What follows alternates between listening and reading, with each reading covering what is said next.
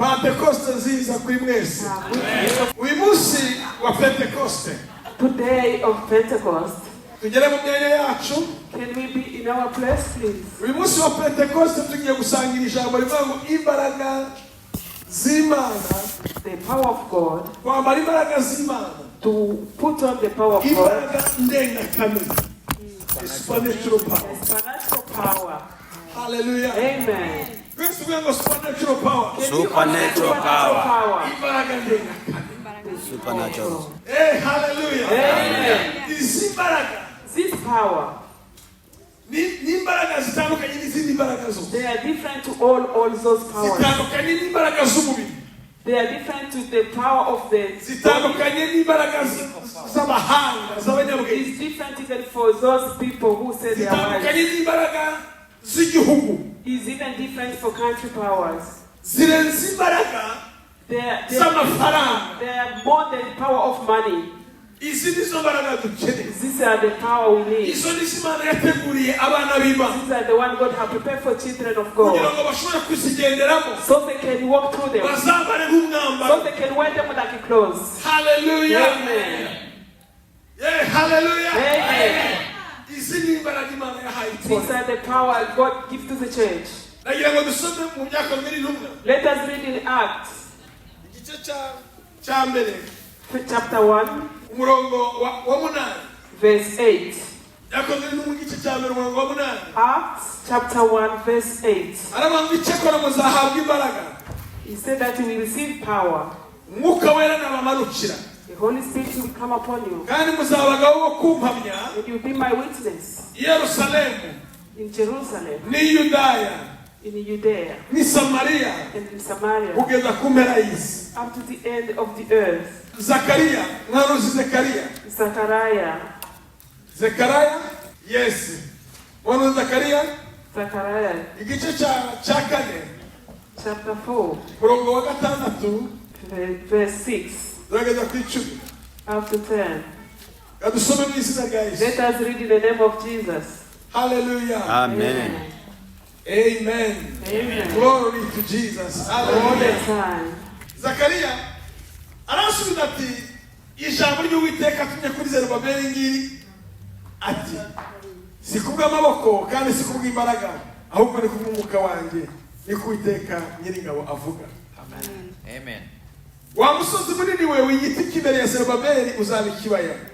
Azazana n'ibuye risumba n'amabuye barangurure bati nirihabwe umugisha nirihabwe umugisha.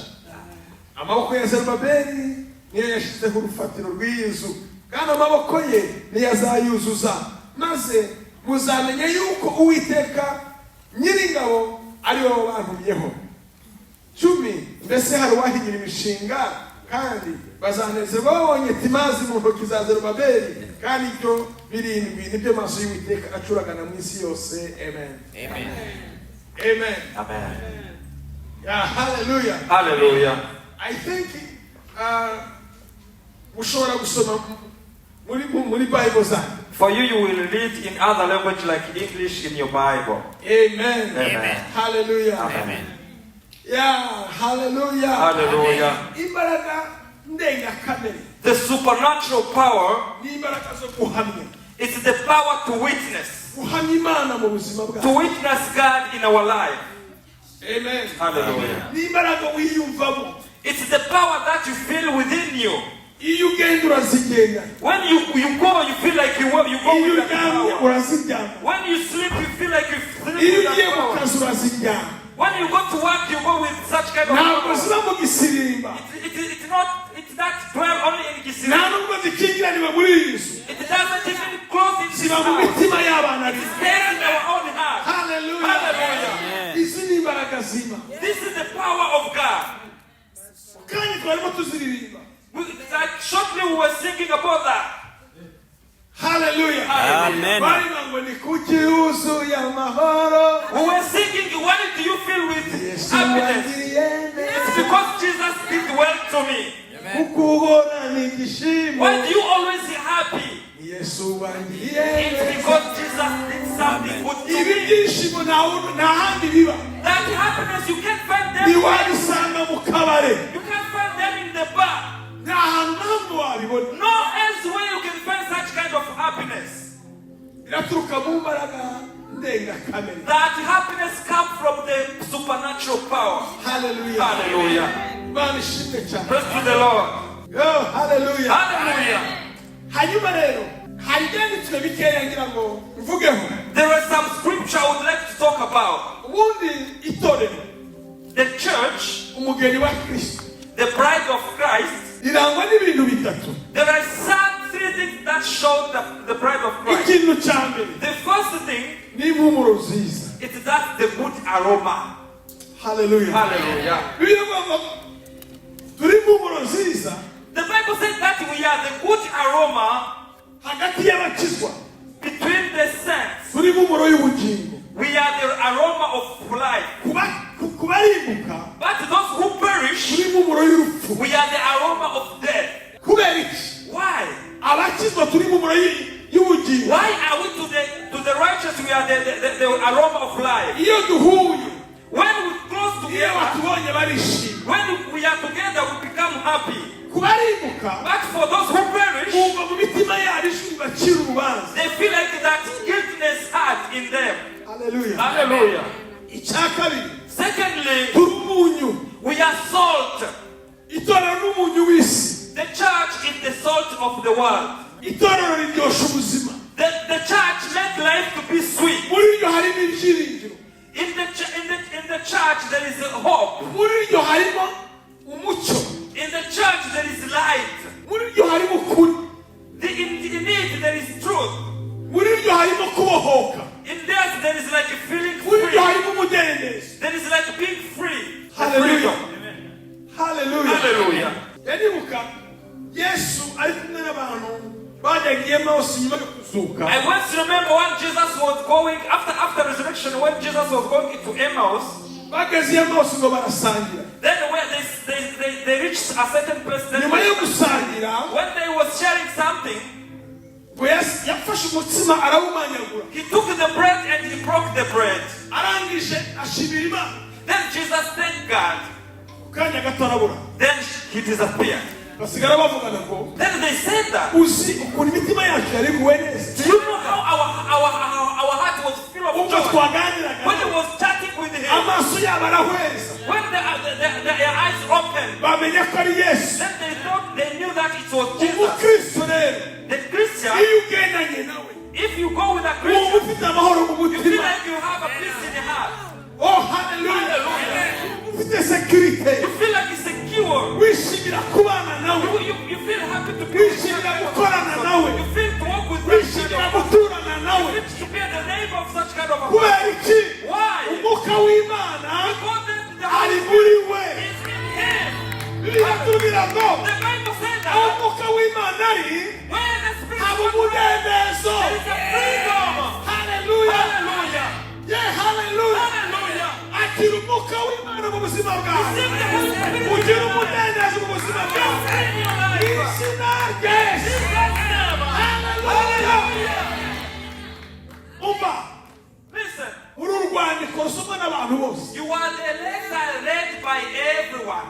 Aho munyura hose. And wherever you go, Barabitegereje muri Antiyokiya.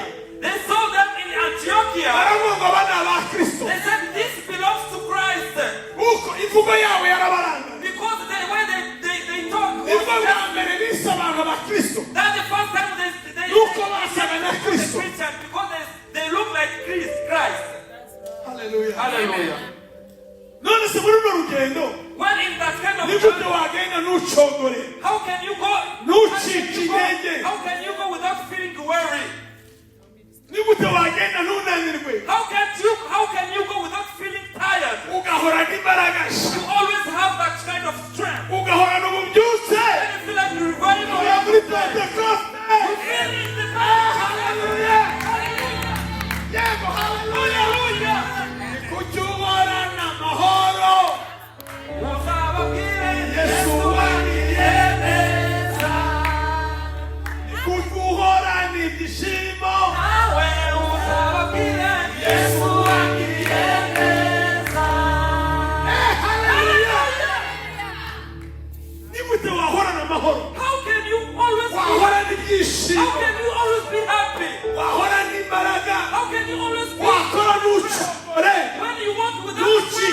ubwenge But without this nuko ugomba kuba ufite imbaraga ndenga kamere. it's because you have to have the supernatural power within you. Yesu ashimwe cyane. Praise the Lord. Imbaraga ndenga kamere zimusana n'amazi. The supernatural power spiritual water here. Hallelujah. Uga ngo supernatural power. Chokoro mana yanjye. Nigende. Thank you very much. Icyakora wa mugani murakoze. Murareba protocol. Uje kutwara amasaha. Salama papa. Murakoze papa. Genda gucuranga watayakazi. Ubona. Aya mazi yongera meneke. Yeah, hallelujah. Hallelujah. Yo, hallelujah. Hallelujah. Yewe Yesu yanguze. Yewe Yesu yangiriye neza.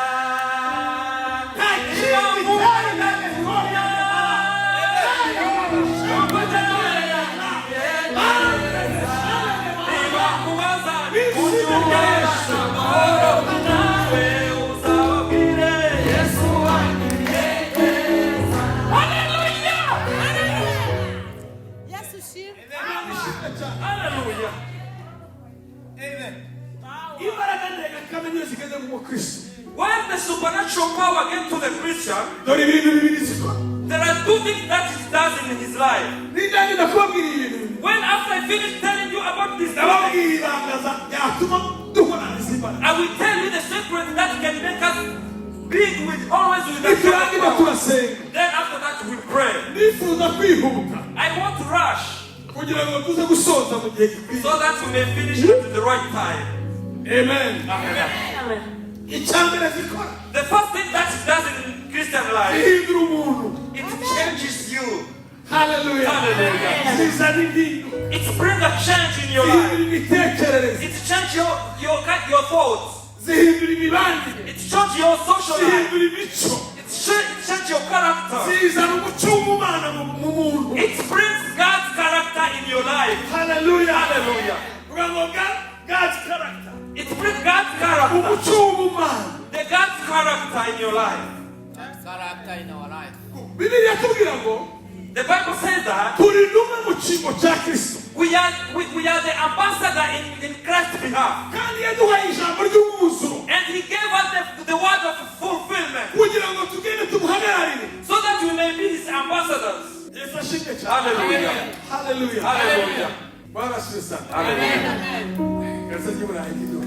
Bwana asifiwe sana. Kugira tujyane na cyo. Hallelujah. Hallelujah.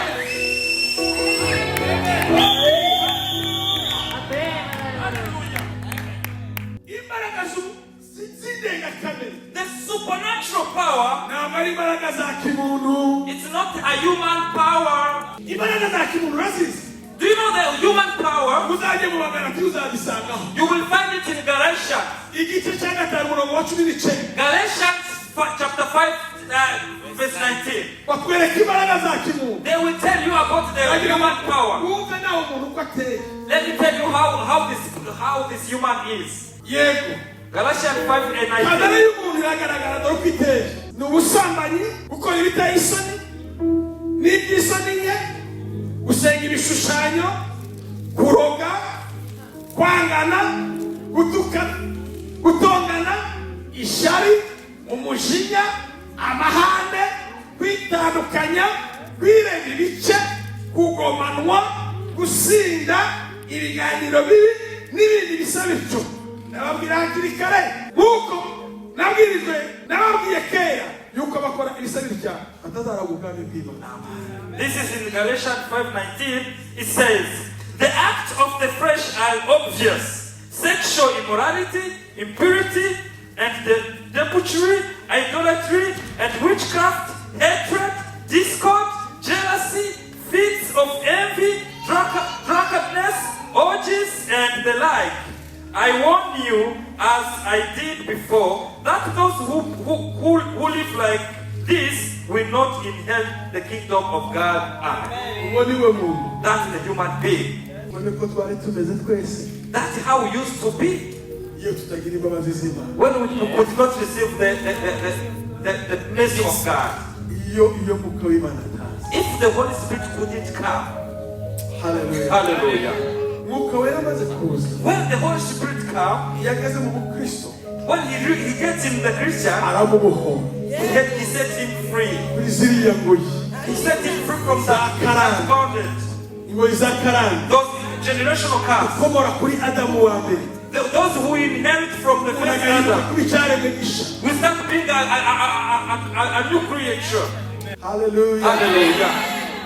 Mwuka w'Imana iyo ageze mu muntu When the Holy Spirit gets in you, birahinduka. things change. Ese bihinduka bite? How does it change? Yego bihinduka bite? How does it change? Dore ibintu biza mu mutima w'umuntu.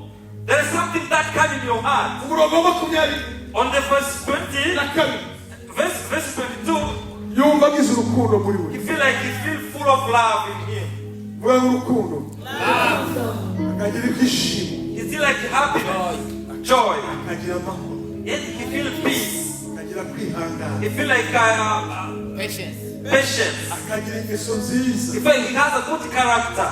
Akagira neza. He's generous. Oh, hallelujah. Hallelujah. Akaba umugwaneza. He feels like he's too generous to the people. Yarasanga ari umunyamushiha. When he used to be a bad person, None ugasanga araseka. then you find him laughing. Ikibazo mbese byagenze bite? Then you think like, what's happened to this person? Hallelujah. Hallelujah. Yarasanzwe ahorana umunabi. He used like to be like a moody person, Ashaririye. a very moody None person. mwuka we yageze muri we. But when the Holy Spirit comes in him, then the Holy Spirit changed those things. Yarasanzwe ari umunyamanyanga. He was like a person who is not. None yabaye umwizero. Now he's like trustworthy.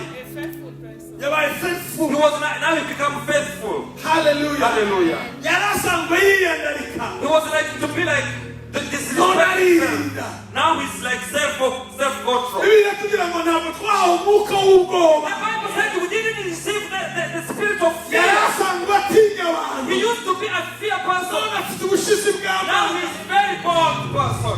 Hallelujah. Hallelujah. Ntabwo twahawe umwuka w'ubwoba. We've never received the Ahubwo spirit twahawe of fear. umwuka But w'imbaraga. we received the spirit Umwuka of w'urukundo. the spirit Umwuka wo kwirinda. and the spirit of self-control. Tuzamure data icyubahiro. Hallelujah. Hallelujah. Yo, hallelujah. Akira impinduka mu buzima bwawe. Receive the change in your life. Hallelujah. Wa mwana we akira impinduka mu buzima Are you bwawe. yours to receive the change in your life? Uhora wibaza ngo ese bizagenda bite? You always think that Oya, you have umwuka to w'Imana yaje. when the spirit comes, Sinshobora gusigara ukundi. I will not remain the same way he was before. Umwuka w'Imana yaje. Sinshobora gusigara ukundi. It changed my life. He changed my It life. transformed my life. Ahindura ubuzima bwanjye. Give me a new character. Ampereza imibereho Give mishasha. me a new mind. Ampereza iyindi mitekerereze mishasha. And he give me a new direction. Akanyereka imitekerereze mishasha. Hallelujah. Hallelujah. Hanyuma ngahinduka. Then I get transformed. Hallelujah. Oh, yes, it is. God is good. Holy Spirit is very sweet. Umwuka wera araryoshye. Very sweet. Araryoshye. Very sweet. Araryoshye cyane. Yageze mu rugo ruraryoha. When the Holy Spirit come in the family becomes sweet. Hallelujah. Hallelujah. Mwuka wera. The Holy Iyo Spirit, yari mu itorero riraryoha. when he is in the church becomes sweet. Hallelujah. Mwuka wera. The Holy Spirit Ahindura imico. changes characters. Ahindura imitekerereze. He changes thoughts. Ahindura imyifatire. He Ahindura changes the way imvugo. you walk. Ahindura imvugo. He changes the way you talk. Ahindura imibare. He changes the way you socialize with other people. Hallelujah. Hallelujah. Hallelujah. Hallelujah. Akira mwuka wera. Receive the Holy Spirit. Receive the Holy Spirit. Akira umwuka wera. Power of transformation. Imbaraga zo guhinduka. Hallelujah. Hallelujah. Imbaraga zizana impinduka.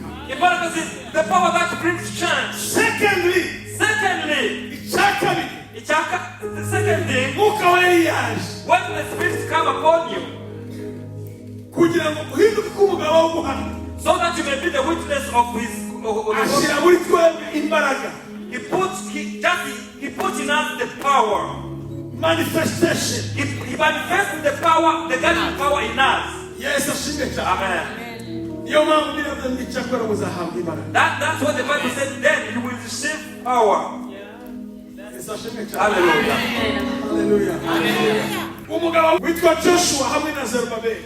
A man called Joshua and Zerubbabel, bari bavuye mu bunyage batashe mu gihugu cy'isezerano. they came from bondage going to the promised land. Bari bafite mission.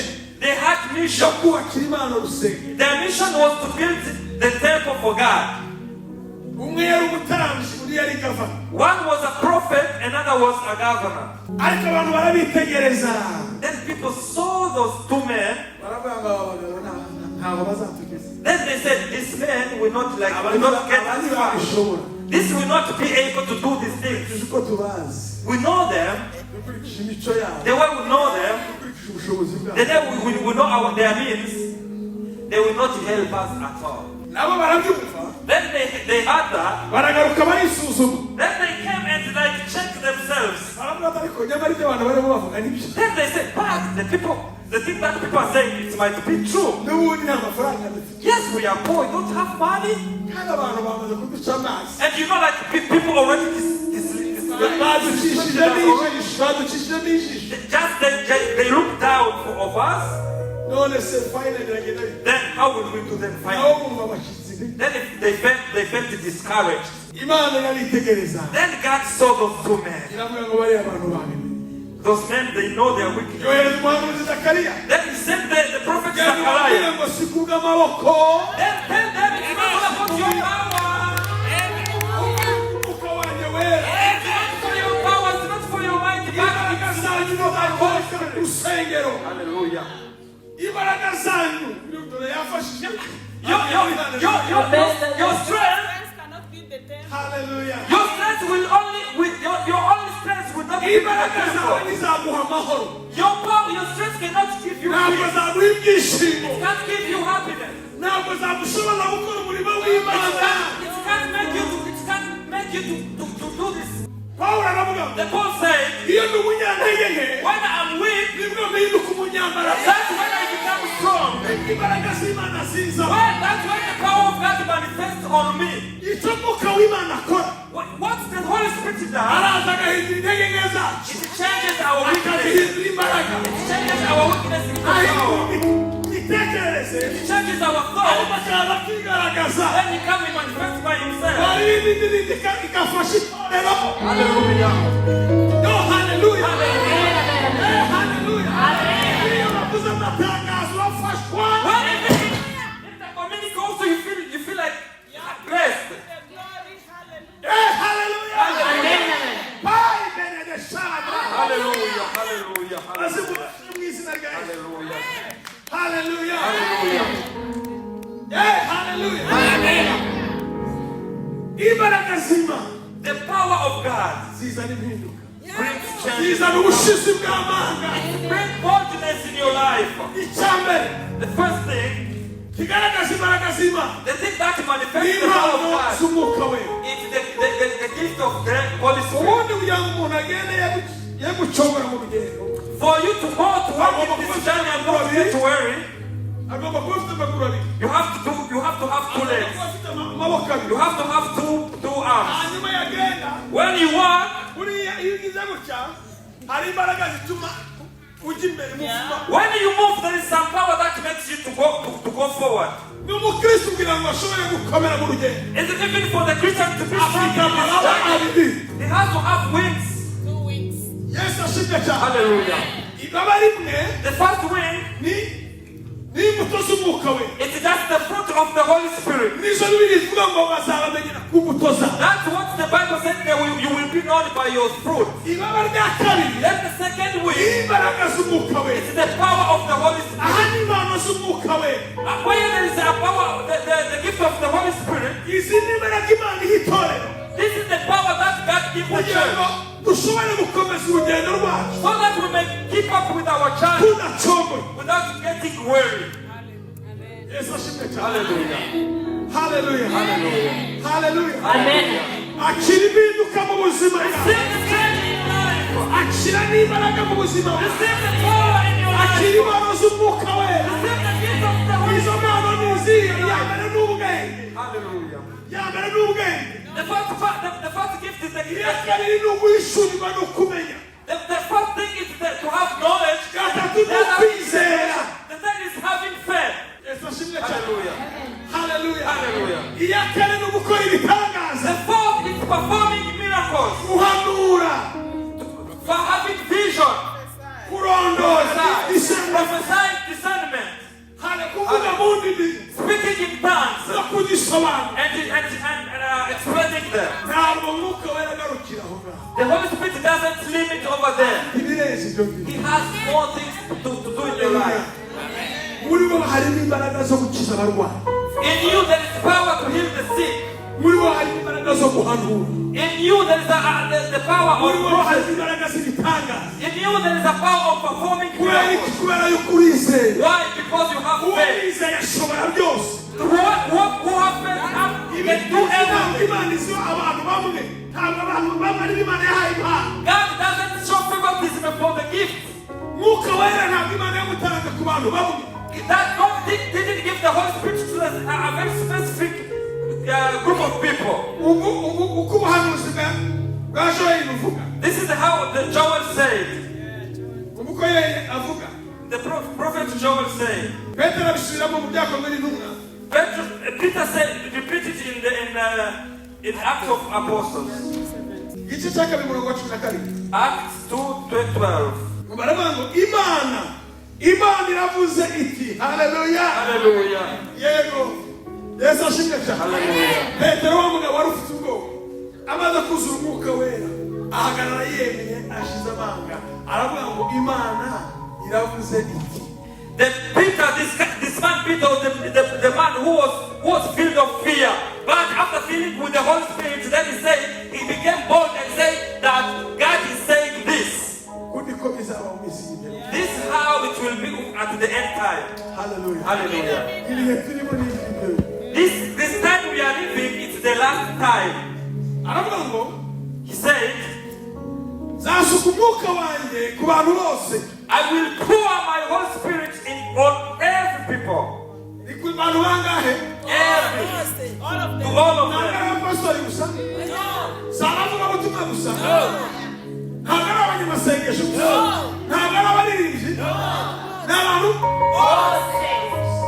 Hallelujah.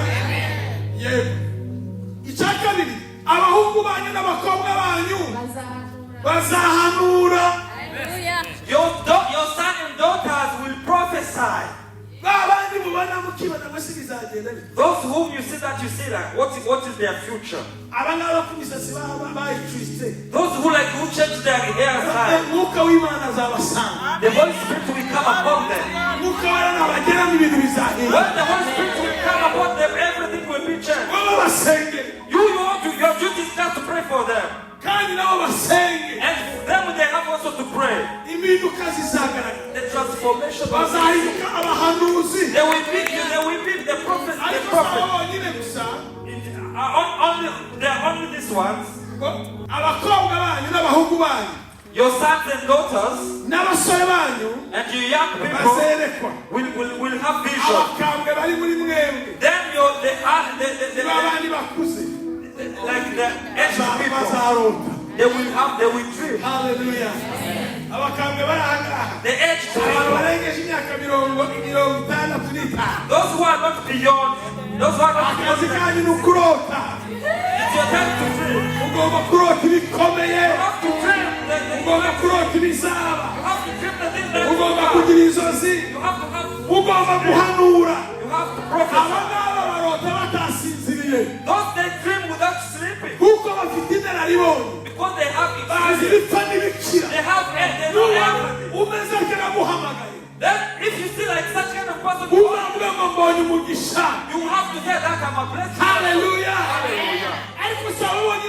But there are only those people Even my servant, n'abasha banjye even my aba servant, nabo bazahanura they will prophesy nabo spirits. bazerekwa They will have vision. n'abana batoya bazerekwa Even the young one will have vision. bamure data icyubahiro Hallelujah.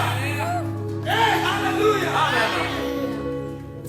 Mana ishimwe cyane gana ku musozo At the end, kuko ndatekereza ko bitakunda I still have a lot of parts. ariko reka mbabwire bikeya bivuge nitoze Let me tell you little things. ibanga rya mbere The first secret bituma udacika intege that makes you to not be discouraged. zaburi ya 84 In Psalms 84, gatanu verse 5 kugeza ku munani till to 8, haravuga ngo barahirwa baba mu nzu y'Uwiteka iminsi yose he said that happy are those who always dwell in the house babasha of the Lord, kugushima udasiba who always praise you, God. barahirwa bafite mu mitima inzira z'iminsi yose Those are those happy who have the way to Zion. iyo banyuze mu gikombe cy'amarira When they pass through the valley of weeping, iyo banyuze mu butayu when they pass through the barahahindura they change such muri bo way. hari n'imbaraga z'impinduka In them there is the power of that change. bagusha imvura They make rain to come. They bring peace. ibanga ni irihe What is the secret? buri wese aboneka mu maso y'Uwiteka iminsi yose Everyone is seen in the eyes of the Lord every day. haleluya Hallelujah. iminsi yose All the days.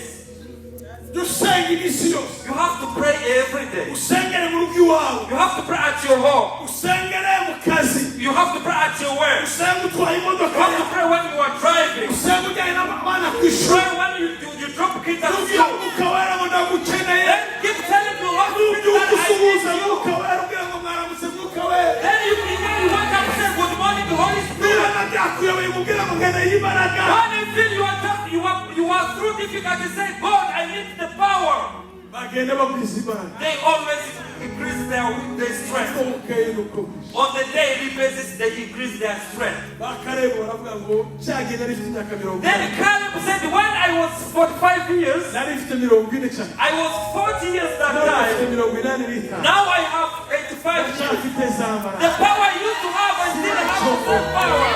sinacika intege I'm never discouraged. kubera iki Why? umutima we wari waromatanye n'imana Because his heart was very connected ibihe with God. yagiranaga n'imana ye Because the time he spent with God, pentekoste yahoraga muri we he always had Pentecost within him. yahoraga umunezero He n'ibyishimo always had the happiness within him. haleluya Hallelujah. icya kabiri The second thing, hari ibyo imana yavuze there is something that God said itarasohora which is not yet fulfilled. haleluya Hallelujah. nami nategereje gusingira icyo wambwiye Ni kenshi, Ni kenshi nakumvisha umutima wanjye urakwizeye. baranategereje. Bana nategereje gusingira icyo wambwiye. Ni kenshi, ni kenshi, ni Ni kenshi. kenshi nakumvisha umutima wanjye urakwizeye. Umutima wawe, Umutima wanjye urakwizeye. umutima wawe. Umutima wanjye urakwizeye. uko birivuga haleluya Hallelujah. kandi bikaba ngo byanditswe The Bible said it's written. mu bakorinto ba mbere icyenda In 1 Corinthians 9, kabiri icyenda in 1 Corinthians 2:9, aravuga ngo biranditse it says it's written that iby'amaso atarareba whatever the eyes have never seen, haleluya hallelujah, iby'amaso atarareba whatever the eyes have never seen, iby'amatwi atarareba whatever everything that the ears have never heard, whatever the heart have never meditated upon, that's one of the things that God kept for those who love Him. yabibikiye abandi abayikunda God kept all those things to those who love God. hari ibyo imana yakubikiye There is something God kept for you. ntabwo birasohora It's not yet to come. niyo mpamvu utagomba kubivamo That's why you don't have to live this kind of thing. uracyategereje You have to still waiting. Hallelujah. ni ku isezerano You are on the promise. hari icyo imana yavuganye There is nanjye something that God niyo told me. mpamvu ndacika That's intege why I'm not discouraged. Hallelujah. yego haleluya Hallelujah. icya gatatu gishobora gutuma tudashira cyashikije that thing that can that push you to not be discouraged n'ibyo Imana yamaze gukora mu buzima bwacu. are those things that God have already fulfilled in your life. Hari igihe gikorera. There is something God did in our life. Hey, hallelujah. Hallelujah. Yes, ashimwe cyane. Praise the Lord. N'icyo Imana yakoze mu buzima bwawe. The thing that God did performed in your life. Gishobora gutuvuga ngo sinzayivamo. What special thing that God did in your life that makes you to say, I will always be with you, God? Iyo nibutse imirimo wakoreye ubwoko bwawe bintera kugushima imirimo wakoze. iyo nibutse imirimo wakoreye mwami wanjye bintera kugushima imirimo wakoze. nicyo icyo kidutera guhora tukuririmba tuvuga ibitangaza imirimo wakoze.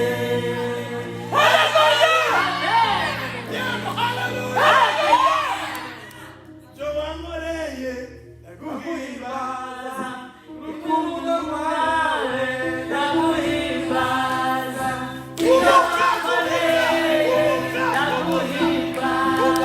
kubw'urukundo rwawe ndaguhimbaza. Ngira mugenzi wawe kumbuka Kumbuka. ibuka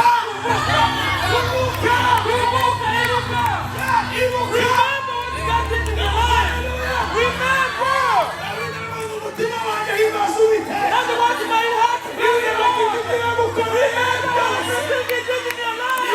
indwara ibyaha byawe byose agakiza indwara zawe zose agacungura ubugingo bwawe ubutagamupfa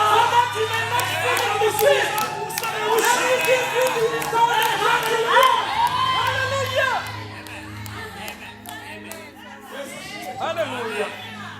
nasaba abasore babiri I need 2 young people. batatu 3. nihute abasore batatu biruka The three young men. abasore The youth, iyo babona abasore hanze n'inkumi byose birajyana the girls also can come. nta nkumi nta nkumi ni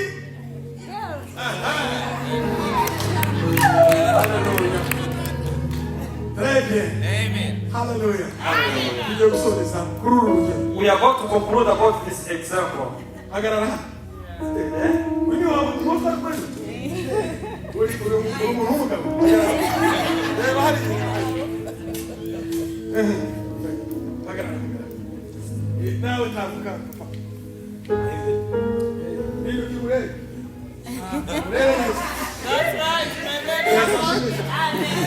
Hallelujah.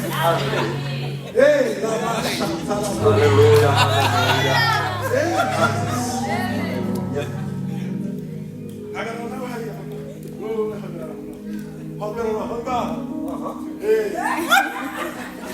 urabona uyu muntu atarinzwe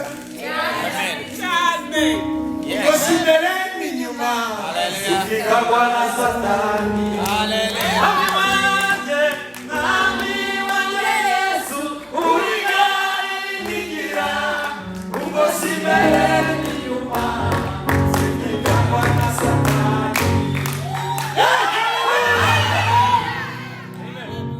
uyu nguyu mushiki wacu This sister of ours here, ni umukristo she's a Christian. ari mu rugendo rujya mu ijuru. She's in the journey going to heaven. Hallelujah. hari ibyo Imana yamaze kumukorera. There is something that God already done in his life. Bibiliya irambwira ngo The Bible says ibizima bine the four living impamvu things, babigacogora they always say bigira amaso imbere n'inyuma they have eyes n'impande behind and iyo everywhere. birebesha amaso y'inyuma When they use their bibona ibyo Imana yakoze God, byarebesha amaso when y'imbere they use the front eyes, bikabona ibyo Imana igiye gukora they see what God is ariko doing. mu mpande And the one that bigaragara ko says, biri muri sekirite iyo byunamye hasi iyo byunamutse bisanga ibintu byahindutse haleluya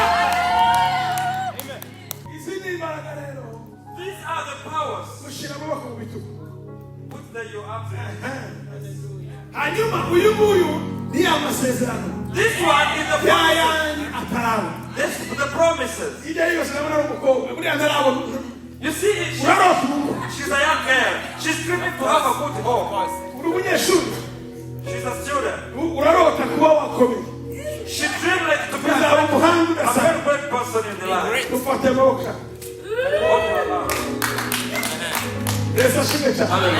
Hallelujah.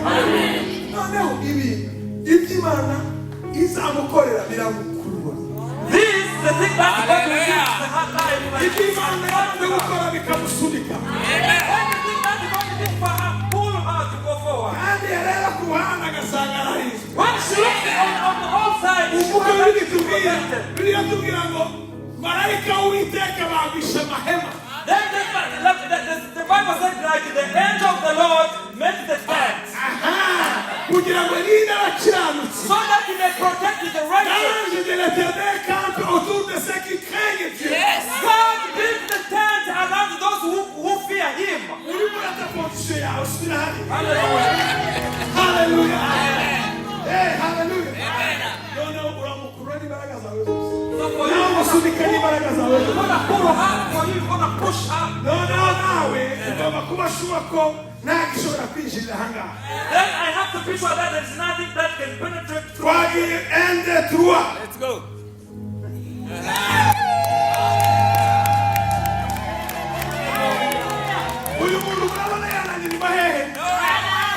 Hallelujah.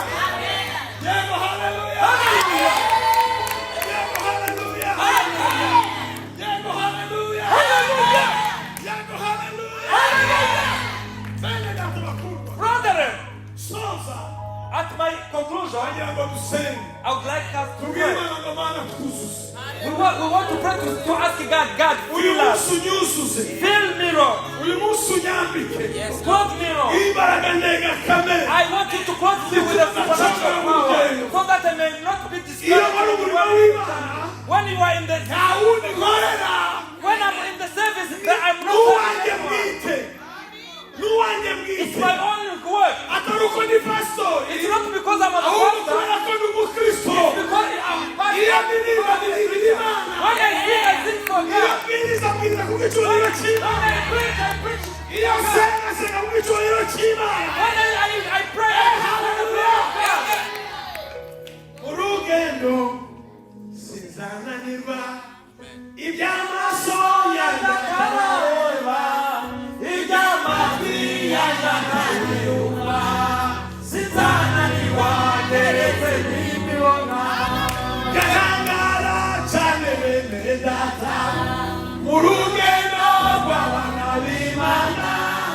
When I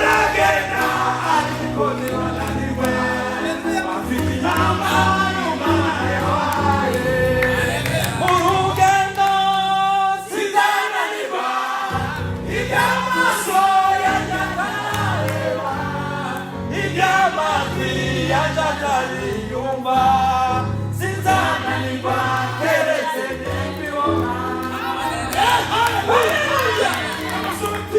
let's raise our blessings there. Hallelujah. Hallelujah. Hallelujah. The Bible says God reminds me of among the things that God gives you, there is the there is a salvation. Among the things God gives you, there is the eternal life. Among the things that God gives you, there is the gift of the Holy Spirit. Among the things that God gave you, there is the character of God.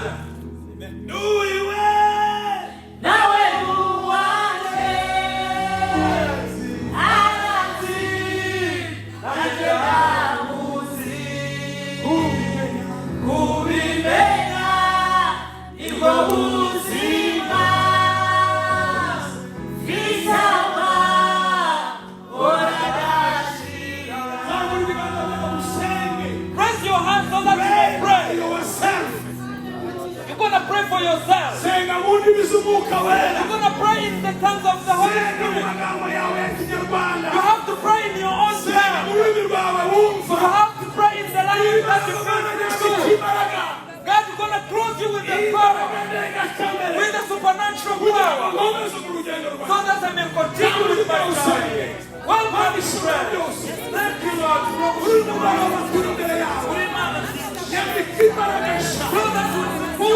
Imbaraga nshya. Suka amavuta mashya.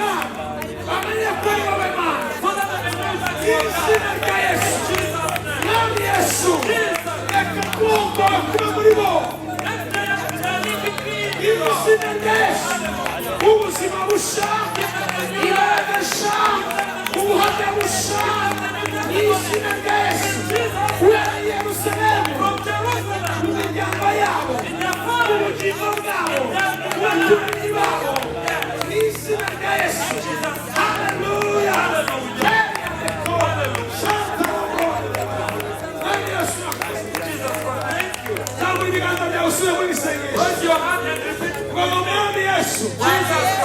Nami Yesu uri muzima muri jyewe ndagushimira umwuka wera utuye muri jyewe imbaraga zibashisha guhinduka imbaraga zibashisha kubambiriza imbaraga zihamya ubuzima bwanjye izina rya Yesu urakoze Yesu gira neza nyambika yuzuza shoboza izina rya Yesu urakoze mwana urakoze Yesu umwuka wera haleluya umwami w'abami